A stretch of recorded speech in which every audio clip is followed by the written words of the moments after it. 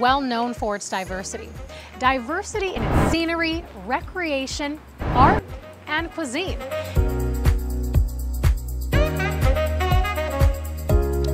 I'm Katriina Cotten, and welcome to Indie Corner BC, where we search out and showcase inspiring stories from seemingly average BC residents who have struck out on their own to create their own destiny and success.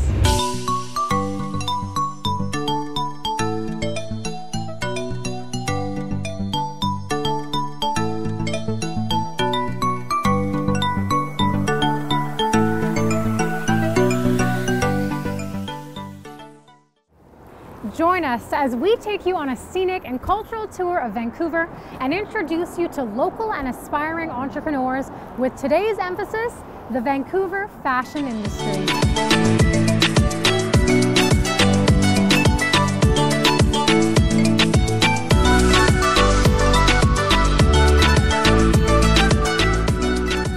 We will be introducing you to a woman and her company who have been creating sustainable fashion well before it was even fashionable.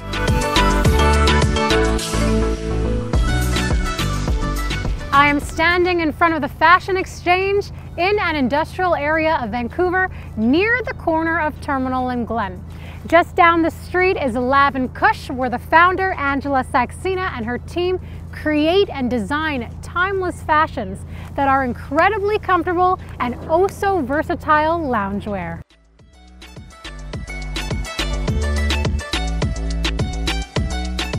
Just inside these doors, the team at Lave & Cush are busy working to complete their next fashion line, which is always challenging. Add to that the company's self-imposed requirement of doing everything in the most eco-friendly and socially conscious way, the challenges compound exponentially. But as you'll see, the founder and her team wouldn't have it any other way. As we discovered during our time with Angela, she is well on her way to seeing all of her aspirations to fruition.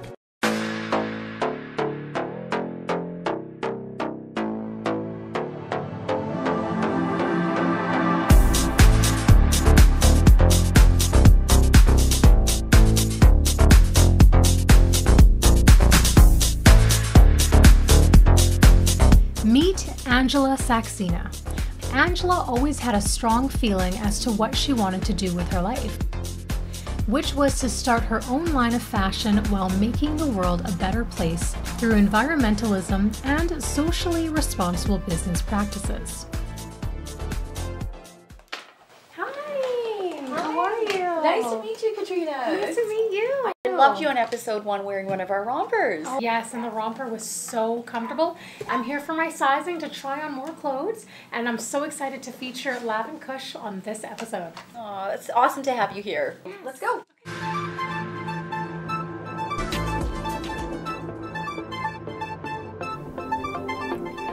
As the Indie Corner crew set up for our Lave & Cush interview, Angela helped me to select a design from her collection to wear for this episode.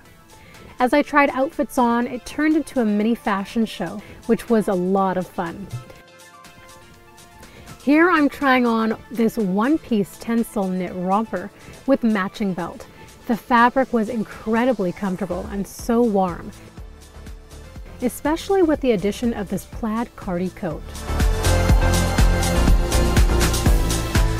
This little number is what we decided on for the episode. The color would go well with the locations we had planned for the show. I know what I've wanted to do for most of my life. From sketching from when I was little to playing with nature and leaves and making little grass bracelets and anything to do with nature. Playing around with my mom's saris and fabrics and just knowing what kind of textures and fabrics and colors that I like. My dad is a doctor. He was a doctor growing up when I was living in Saskatchewan, and he had these huge medical journals, and I used to take his medical journals, and rather than reading them, I would actually draw pictures of medical scenes, and I would draw pictures of nurses with all sorts of dresses and polka dotted dresses and striped dresses, and made it a real fashion scene in this medical journal. That's when my parents knew that I don't think she's going to be a doctor. So the story of Lav and Kush, the name is quite interesting because my parents are Hindu, so we're East Indian, they're Hindu, so we always learned a lot about Hindu mythology. And a story that I always loved from when I was little was the story of Lav and Kush, which, if you know anything about Hindu mythology, it stems from the Ramayana, which is one of their holy books, and Lord Rama is one of their main gods, and Lav and Kush is the two twin sons. And they were sent in exile with their mother to the woods, and they grew up in the woods and they became protector of the woods. And as protector of the woods, growing up, I just resonated with that story. I thought it was so sweet, and I always said that if I have a fashion brand, I'm going to call it Lav and Kush from when I was little. I thought that was a good way to actually incorporate my brand name with my love for sustainability and environment with fashion as well. Growing up in Saskatchewan and then finally realizing that my dream was to become a fashion designer and have my own company one day, we were very limited in Saskatchewan, so I moved to Calgary when I was 20 to go to fashion school, which was great because it actually taught us a lot about the creativity and the creative process about designing. And from Calgary, I then moved to Vancouver to go to Kwantlen College, and that was great. That was a very intense 2 years design program. That was in '92. And then from there, I got my first job in 1995. And I actually landed a job in sales, which I ended up loving. And I thought it was really interesting because even though I wasn't designing at the time, it gave me a whole nother perspective to the industry. So the sales training was really important for me as a business owner, as an entrepreneur, because it did allow you to see many facets of the industry that would ultimately make your brand successful. It isn't only just about designing pretty clothes or things that fit well. It really is about the saleability of your garments, and having that sales training was really valuable for a well-rounded perspective of the fashion industry. And having that sales training is crucial to building your business and building your brand. So that's something I would recommend to all aspiring fashion designers, to students, is to don't come out thinking that you have to design right away. You actually should have a bit of a sales training. 5 years later of having the 5 years in the sales training, decided to launch my own wholesale agency. So I left the 9-to-5 job, started working from home. I also decided to start my own brand, which I knew I could actually sell. I could be my own salesperson, and that again was very, very helpful. Some of the struggle was just, again, the time management and making sure that I could have time to find suppliers and build the fashion brand as well as do the selling. But little by little, you get it done, and one thing leads to another, and once the ball starts rolling, then it was rolling. The first sales were very exciting when we actually did start getting those first few sales, and there was a real demand for made in Canada products. So being my own salesperson, I was very experienced with the trade shows, and I'd pack all my samples up and I'd go on the road and I'd go to different stores across Canada, and I ended up driving even down to the States because I'm very ambitious and I wanted to get my brand into the stores down in Oregon and Portland and in Seattle. I actually had a really, really good response. So there was a few years where the business was growing. It was like a nice steady growth. It wasn't instant, but it wasn't too slow. I mean, we were definitely getting sales. And from there, I just kept moving on. So 2008, the market crashed, and then it started snowballing, and 2009, 2010, we had to make a decision. Things were getting pretty tough. Our retail stores were closing. We were getting left with a lot of stock and inventory. People weren't paying their bills, and I had to start to pivot. It was around that time that we also started to think about starting our family. And 2012, I was pregnant with my first child. I knew that I needed to hit the pause button. So I decided to put Lav and Kush on hold and go ahead and start the family. That was met with mixed emotions. I didn't want to see Lav and Kush stop. So that was a pretty natural decision. So in 2012, I had my son, and actually that's when I did start to realize that I didn't really want to be a stay-at-home mom, that there was still the business inside of me that needed to come out. So I actually did decide to hire a nanny and work part-time and start to very slowly resurrect Lav and Kush. Just started doing some research on trends, what was happening out there in terms of fashion. But I think the greatest influence was me becoming a mother, because I still felt the need to have comfortable clothing that was versatile, but also look fashionable enough and look stylish enough and be flattering. And I think that's a challenge still to this day that women have, especially women that become moms. I became my own target market. And in that way, it makes the whole design process a lot easier and a lot more natural. I didn't have to think so much about what people wanted. I knew what I wanted, and subsequently what other women and especially new moms would really value in their clothing. When I restarted, it was challenging because it had been 5 or 6 years. So the new set of challenges were that many of our old contractors and suppliers were not around anymore. They had either closed their businesses or they had retired.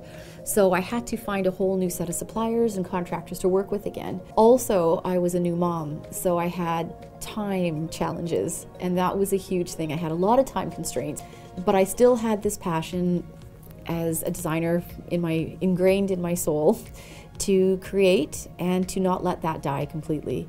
So it was interesting because I had a nanny, but many times when I would actually go to the contractors, to the factories, I'd have both kids in the car seats and we'd be visiting the contractors. And the kids have actually grown up to know some of these contractors and really like them, because they do get little treats and little lollipops from the contractors quite often. And it's just, it's part of building that community and part of building the local fashion industry. And sort of the sentimentality that comes and the relationship building when you've known contractors for that long. Despite all the challenges, I really felt this time it was meant to be, because I had a whole new direction. And this time it was very authentic and it was very real, and it was based out of necessity to have this kind of clothing. All of the pieces in our line are designed to be timeless and very versatile. Versatile meaning that whether you're walking the dog, you're running your kids to school, you can throw a jacket on later and heels and wear it out for drinks with the girlfriends or out for dinner, and you still feel like you're wearing your softest PJs. I've never really been too influenced by the large designers. I've been inspired by the sunset or by the beach or by the shape of a shell or by a certain texture or certain line on a building, or it's just so many different things can actually inspire me. And sometimes it's something I've seen even out on the street, out and about, out shopping, out walking. I would say a lot of our design though is feedback from our existing customers, because we really like to be in touch with our customers, and that's really important to us, to always be connected to our customer and find out what the women that are wearing our clothes actually want and what they love and what they feel could improve. And that's really the start of our design process. So a lot of the design really comes out of necessity for the lifestyle. So it really can change and morph depending on what our demographic is really doing in their lifestyle. So we might design pieces that were pre-pregnancy, for example, a little bit more body conscious, but now as that woman and that customer has evolved, maybe she's a new mom, the focus has really become about comfort. I always strive to make happy clothes. When we've met our customers at market, or one theme is we find that they are very happy. Women will always say, this piece made them really happy, it made them feel beautiful, and that's really, really important to us. So happy clothes, happy people, and happy planet. In recent years, the international fashion industry has received a considerable amount of very public criticisms for participating in practices that have been extremely harmful to our environment, also taken on intense heat for being complicit in unfair trade practices, including the employment of the use of sweatshops and child labor in developing countries, all in the name of reducing their costs and improving their profits. But there are those in the biz who, despite these bad actors, have been and still are ahead of their time when it comes to protecting our environment and creating a social, just, and fair system. In addition to fashion, another big passion of mine was always the environment. And I just even at a young age, wondered how I could try to marry the two between sketching and creativity and fashion and nature, but I just never had an idea how that could really work. That the fashion industry is the #2 polluter in the world. So I had a lot of internal conflict with wanting to be an environmentalist versus wanting to be a fashion designer, and how I can bridge those two together, because they have been at odds. As a small business, we strive to create that change. And let's face it, fashion is not going away. It's a real problem. The fashion industry needs people who are interested in implementing change to make things better. So in 2007, bamboo had a smaller footprint than some of the other fabrics back then. Since then, there has been a lot of technology and a lot of strides in the industry with fabric. We do try to stay away from animal products because we do have a lot of customers that are vegan. They really appreciate the use of fabrics without using any animal sources. We stay away from wool because there's a huge problem in the wool farming industry with agriculture.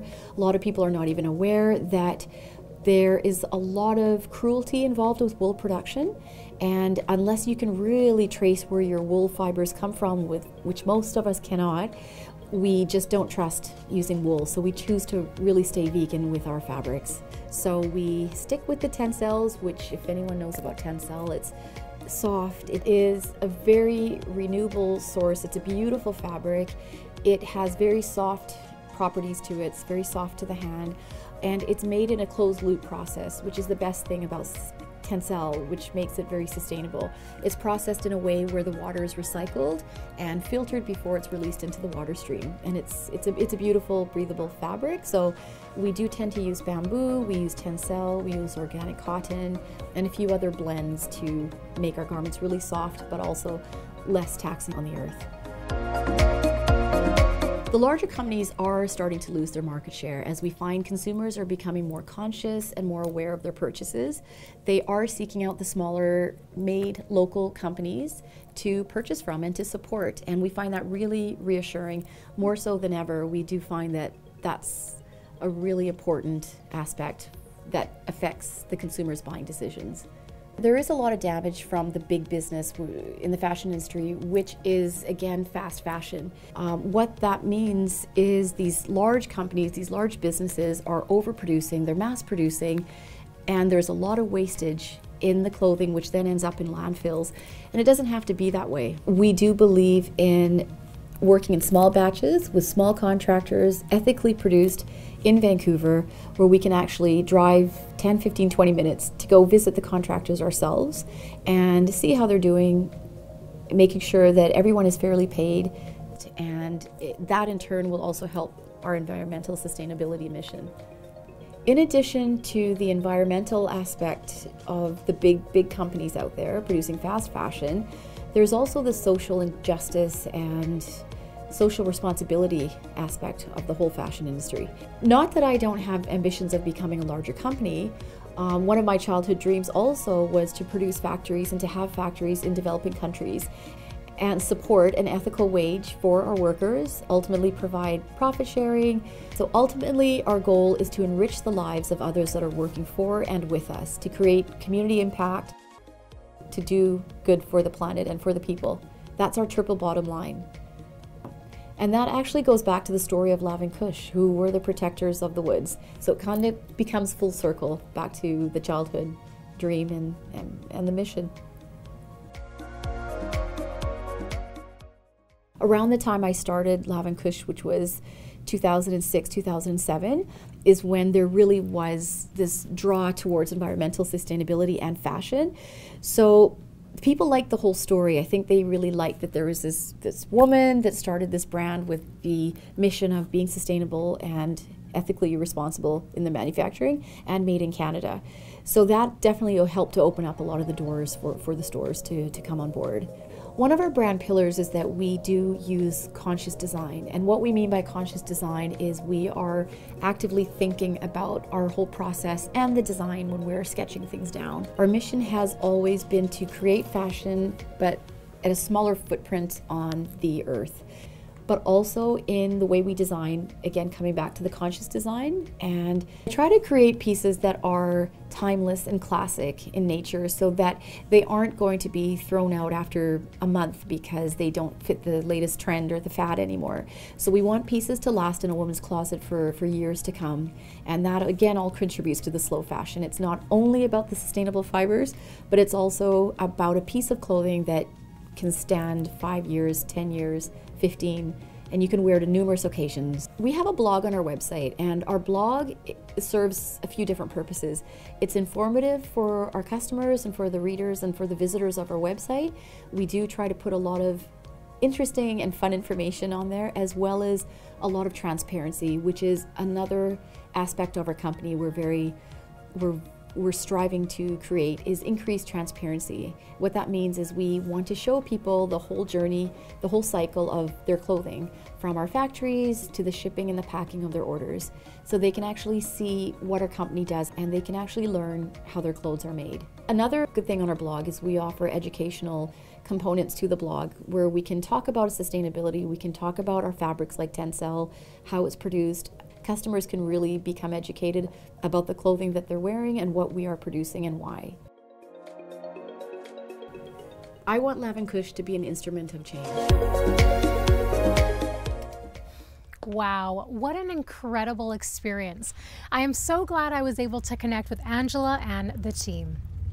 To think many of her inspirations come from beautiful outfits like this. We hope that her story inspires young designers and entrepreneurs to follow her path to success by being true to their creative vision while helping to lower their carbon footprint of the fashion industry.